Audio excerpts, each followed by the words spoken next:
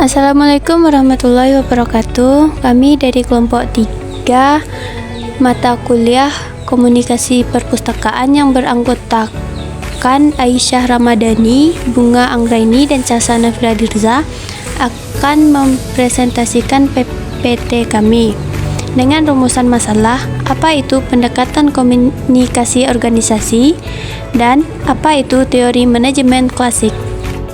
A. Pendekatan komunikasi organisasi. Secara umum, menurut pendapat Wiryanto 2015, komunikasi organisasi adalah pengiriman dan penerimaan berbagai pesan organisasi, baik di dalam kelompok formal maupun informal dari suatu organisasi.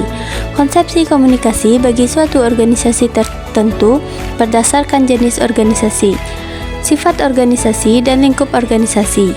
Caranya dengan memperhitungkan situasi tertentu pada saat komunikasi dilancarkan.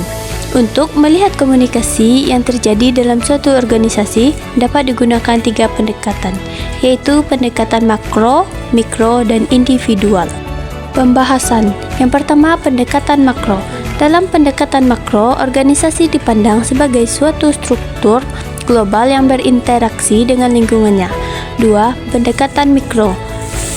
Jika dilihat, pendekatan ini terutama memfokuskan kepada komunikasi dalam unit dan subunit pada suatu organisasi.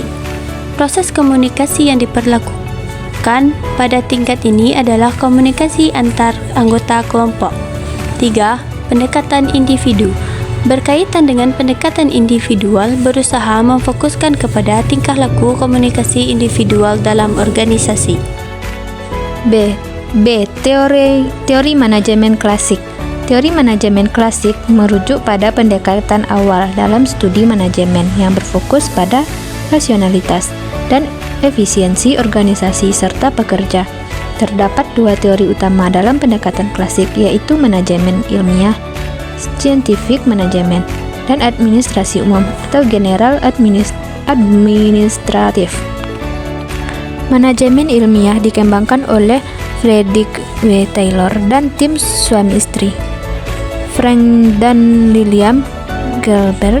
Teori ini menekankan pada peningkatan efisiensi melalui analisis ilmiah terhadap tugas-tugas kerja, pengembangan metode kerja yang optimal, serta pemulihan dan pelatihan karyawan yang sesuai untuk setiap tugas. Selanjutnya, administrasi umum dikembangkan oleh para ahli seperti Henry Fayol dan Max Weber. Teori ini menekankan pada prinsip-prinsip manajemen yang bersifat umum dan berlaku di berbagai jenis organisasi.